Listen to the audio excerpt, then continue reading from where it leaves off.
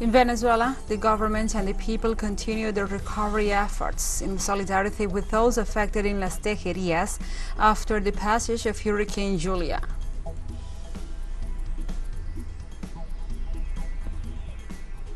In the framework of the Commonwealth of Independent States summit held in Astana, Kazakhstan, Russian President Vladimir Putin suggested declaring 2025 a year of unity in the fight against terrorism and extremism.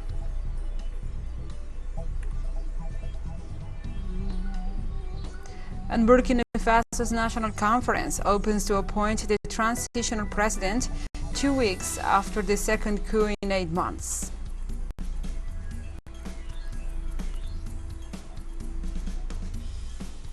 From the headquarters of TeleSUR English in Havana, Cuba, this is From the South. I'm your anchor, Gladys Quesada.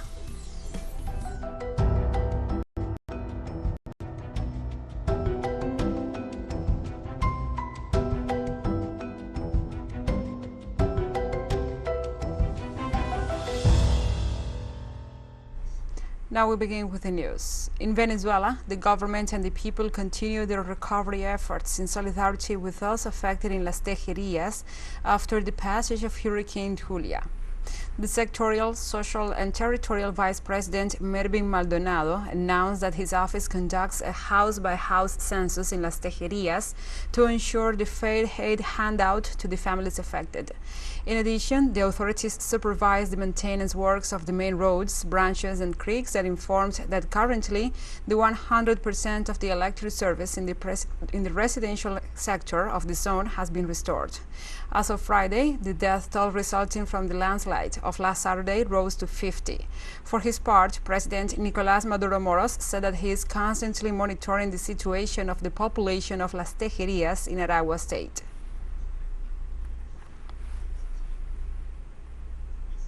And in this context, emergency teams reported the rescue of 2 elderly survivors of the landslide who were in the heart of the mountain in Las Tejerias.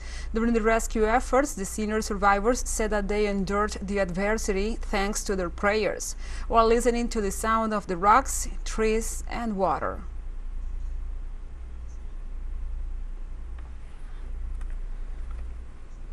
In El Salvador, the evacuation of 950 families in the town of Puerto Paradas continues after the rains of the last few days that left at least 37 rivers overflowed throughout the nation.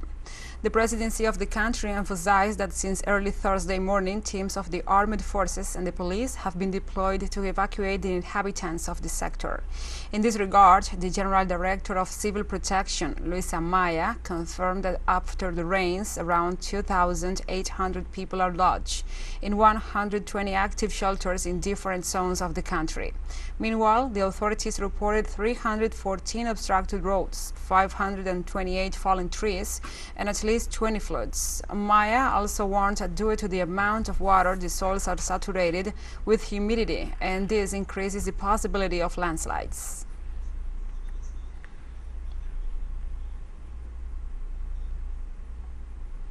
We move on to other topics. In Ecuador, government and indigenous movement put an end to a new cycle of dialogue without concrete agreements on labor and fuels. Both parties officially concluded on Thursday the talks established after last June's strike without achieving progress in 2 of the 10 work tables, the one on fuel subsidies and the one on labor. After 90 days of talks, the government refused to readjust the prices of all derivatives for sectors that already benefit from subsidies, while they're assured that changes in labor rights require legislative orders and reforms of legal origin. It is expected that for this Friday's meeting, results will be reported on these 2 dialogue tables, which are central issues on the demands of the Ecuadorian people.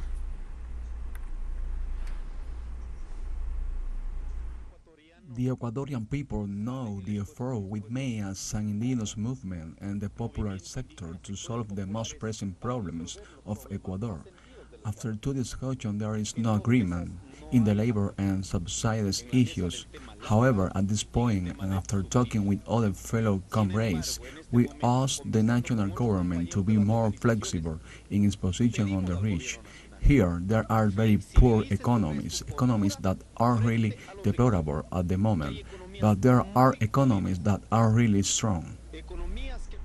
The World Food Programme declared the highest level of food insecurity in Haiti for the first time, adding that thousands of people in the neighborhood of Cité du Soleil suffer from it, as well as an extra 4.7 million people across the country. First of all, with gang violence, with increasing food prices and inflation, and over the past 4 weeks, a lockdown that's brought the country to a standstill. Schools are closed, hospitals are closed, and farmers are having trouble bringing their goods to the market. This is aggravating a very fragile food security situation. Haiti needs support now. The government of Bolivia and the Agency of the United Nations Organization for Gender Equality and the Empowerment of Women, UN Women, launched on Thursday an initiative to prevent different forms of violence against women in social networks and other platforms.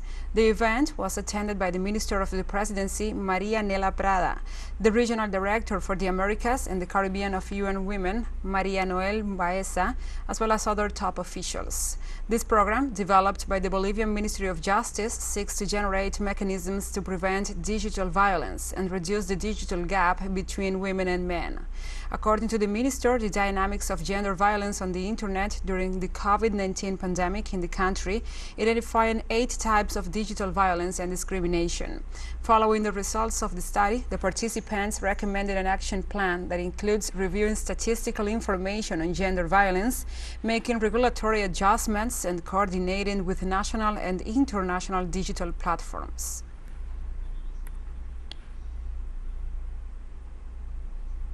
The Brazilian Superior Electoral Court suspended the investigations on pollsters on the grounds of absolute incompetence from the entities responsible ahead of the second round of the presidential elections in the country. The head of justice at the Superior Electoral Court, Alexandre de Moraes, described the bodies in charge of the investigations as incompetent and pointed out the investigations lack a just cause. Moraes asked the Attorney General's office to carry out an investigation against Bolsonaro's government for abuse of political power and favoring certain candidacies. According to the Ministry of Justice, both the Administrative Council for Economic Defense and the Federal Police relied on presumptions related to the non-conformity of polls results without any links between the aforementioned institutes and legal procedures.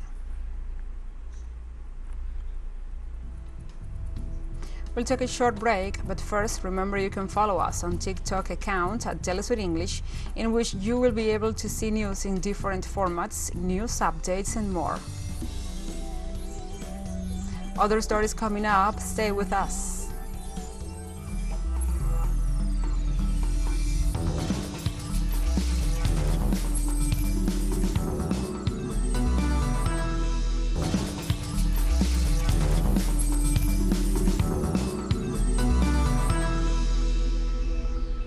Welcome back to From the South.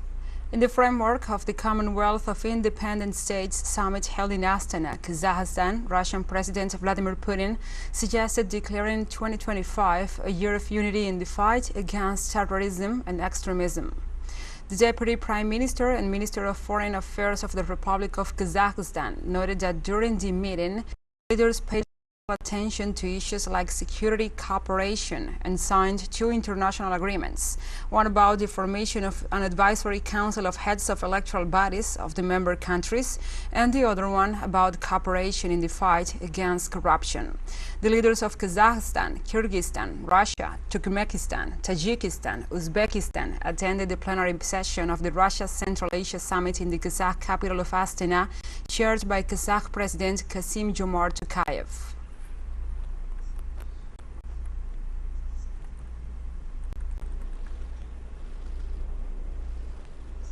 Russian President Vladimir Putin on Friday discussed a range of subjects during a news conference following his meeting with the leaders of the Commonwealth of Independent States held in Astana, capital of Kazakhstan.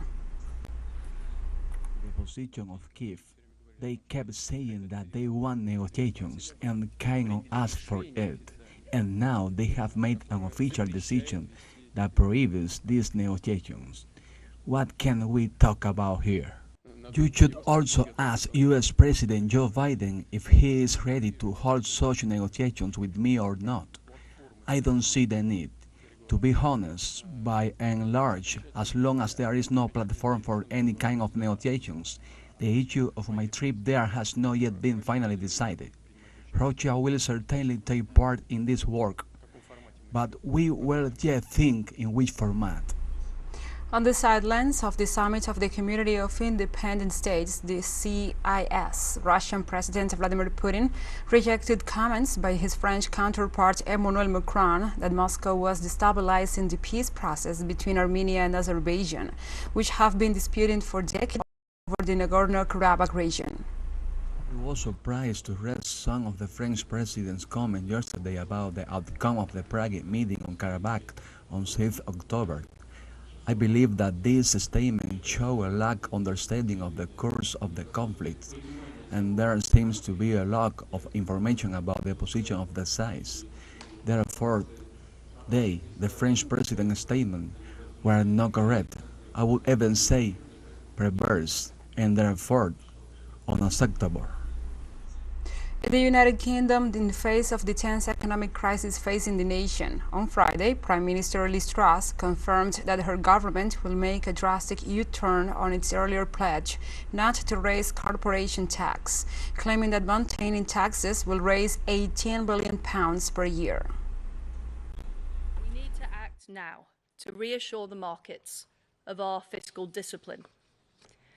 I have therefore decided to keep the increase in corporation tax that was planned by the previous government.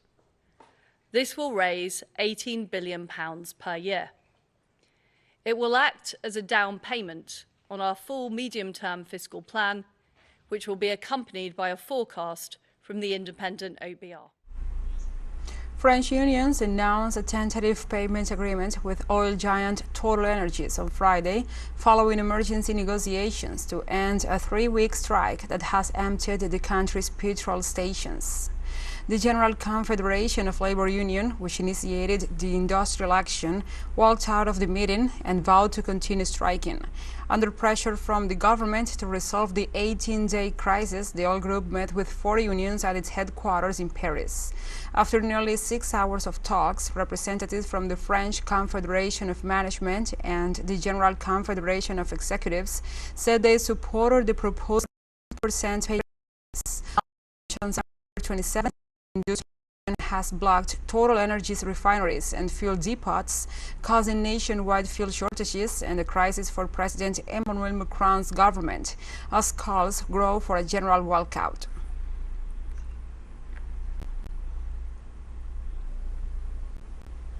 Supporters of the Palestinian Hamas movement demonstrate in Hebron in the occupied West Bank to protest the increased persecution and repression by the Israeli occupation forces.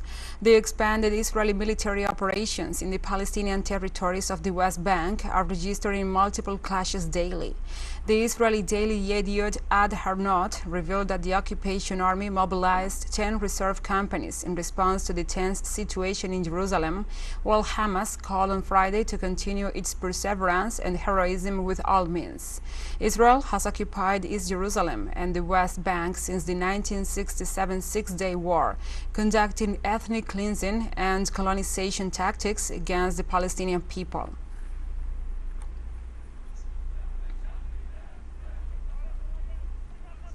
Democratic People's Republic of Korea launched 170 artillery rounds on Friday morning over the so-called maritime buffer zones.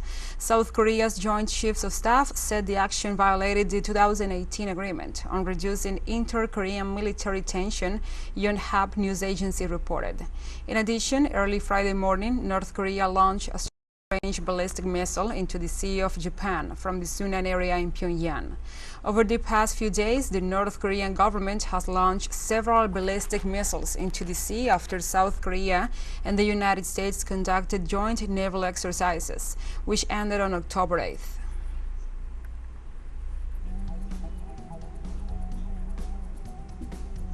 And we have more news coming up after a final short break, so stay with us.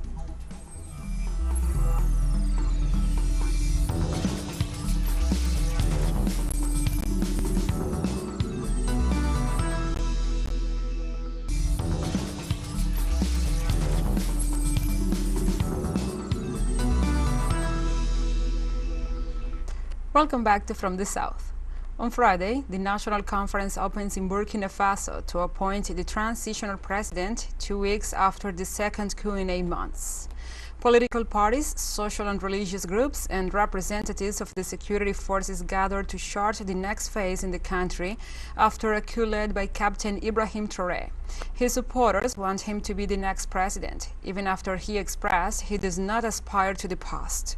Traoré forced out Lieutenant Colonel Paul-Henri Sandaogo de Miba, and the talks opening on Friday are scheduled to appoint a successor as transitional president, a head of state who will rule in the interim administration before power is eventually returned to civilians.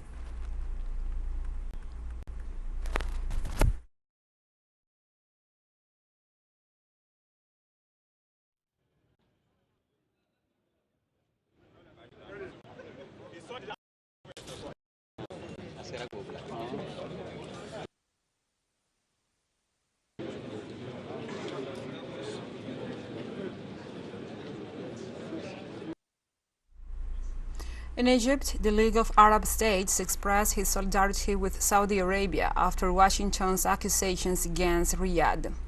In a statement, the bloc supported the Saudi position of not postponing the reduction of oil production agreed by the Organization of the Petroleum Exporting Countries. The Secretary General of the League of Arab States, Ahmed Aboul-Gheit, said Washington's remarks are not based on facts, but on politicizing economic decisions necessary to achieve stability in the world economy. Meanwhile, the White House National Security Council Coordinator for Strategic Communications, John Kirby, said the reduction in Saudi Arabia's oil production supports Russia economically and morally, while pointing out that Riyadh pressured other members of OPEC Plus to support the decision.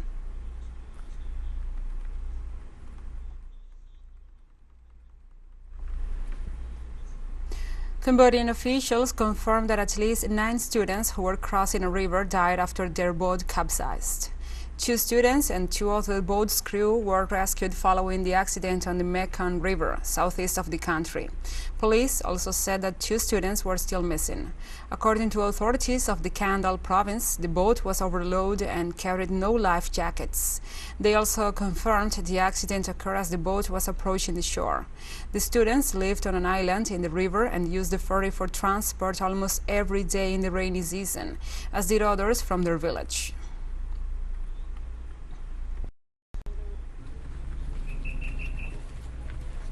Equatorial Guinean President Teodoro Obiang Nguema Basogo recently hailed the cooperation between China and Africa during an interview with China's Central Television, saying the relations with the Asian giant help African nations get rid of poverty.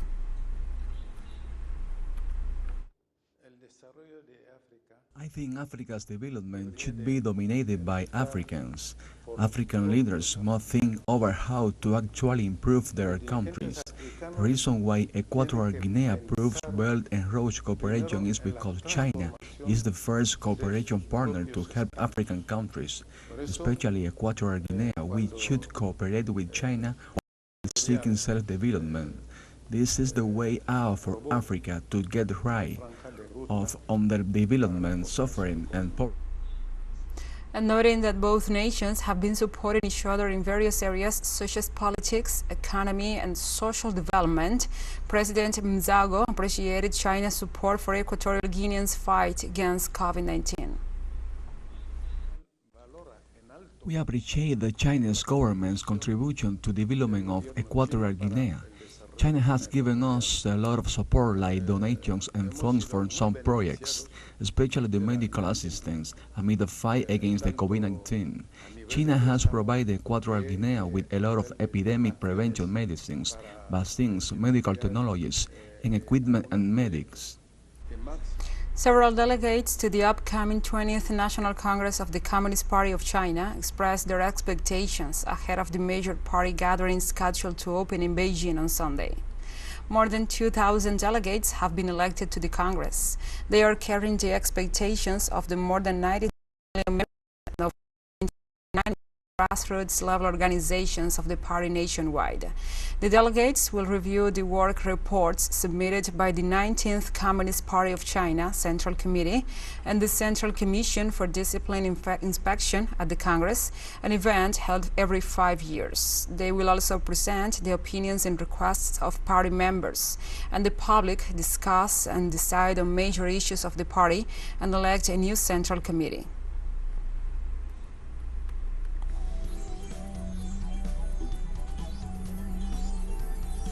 We have come to the end of this news brief, but remember, you can find this and many other stories on our website at telesurenglish.net.